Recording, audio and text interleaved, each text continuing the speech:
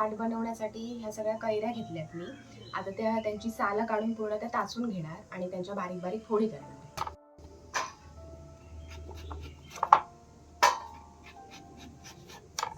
कोकणात उन्हाळा आला की घरोघरी कैरीचं पन्ह, फणसपोळी, कोकम सरबत, ओंडूचं सरबत हे पदार्थ अगदी हमखास बनवले जातात.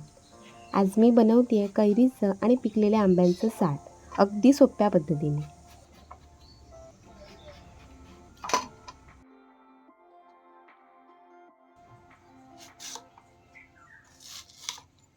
कैरी सोलून घेतल्यानंतर त्याचे असे लहान लहान तुकडे करायचे.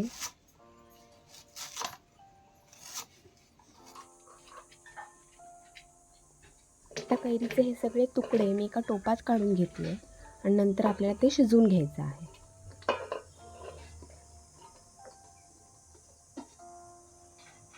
यात मी दालचिनीचा एक छोटा तुकडा आणि काळी मिरीचे 7-8 दाणे घातले.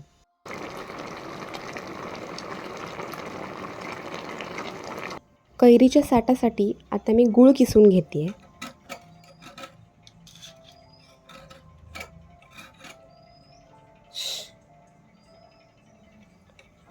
कैरीच्या फोडी चांगल्या शिजल्यावर त्या मिक्सरमधनं काढून घ्या.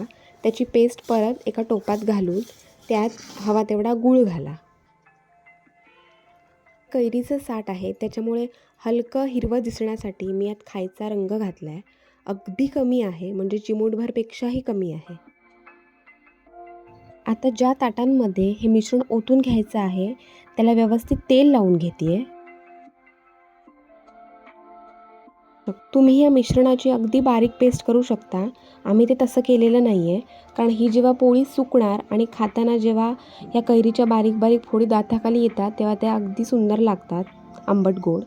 त्याच्यामुळे आम्ही अगदी फाईन पेस्ट केलेली नाही आहे. त्यावर आता सजावटीसाठी मी हे चिली फ्लेक्स टाकून घेते.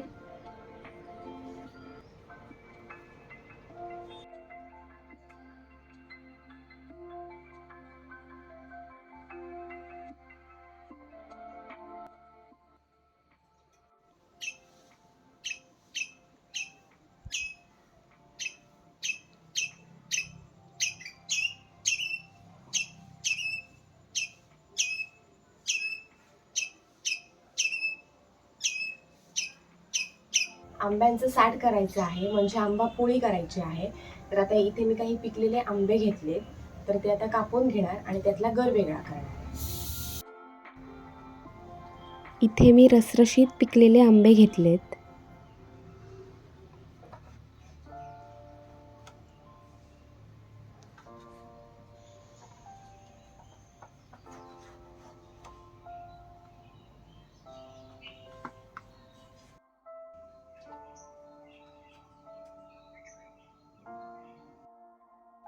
आता या आंब्यांचा गर एका टोपात व्यवस्थित काढून घ्यायचा.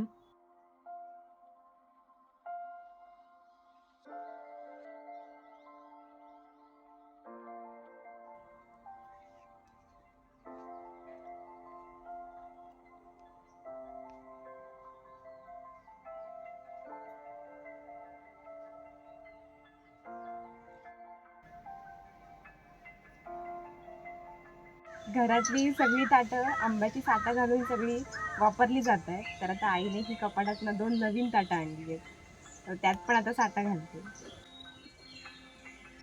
हा जो गर काढून घेतलेला तो मिक्सरमधनं फिरवून त्याची पेस्ट करून घेतली आहे. यात मी काही साखर किंवा गूळ घातलेला नाही आहे, तर आंबे फार गोड होते. जर आंबे कमी गोड असतील तर तुम्ही जराशी साखर किंवा गूळ टाकू शकता.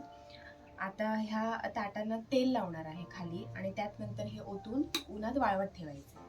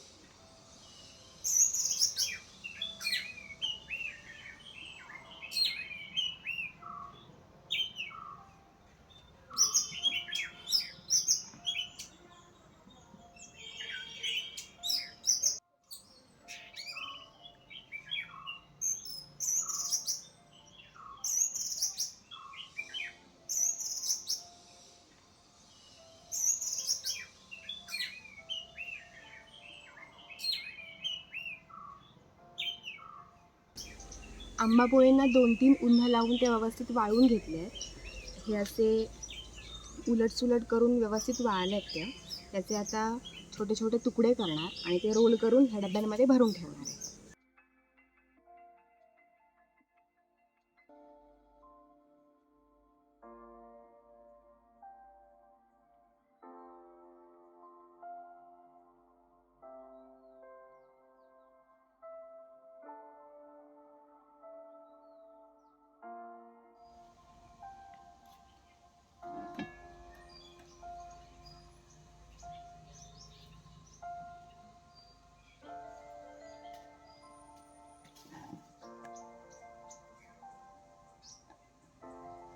या उन्हाळ्यात तुम्ही पण आंबापोळी ट्राय करा हां.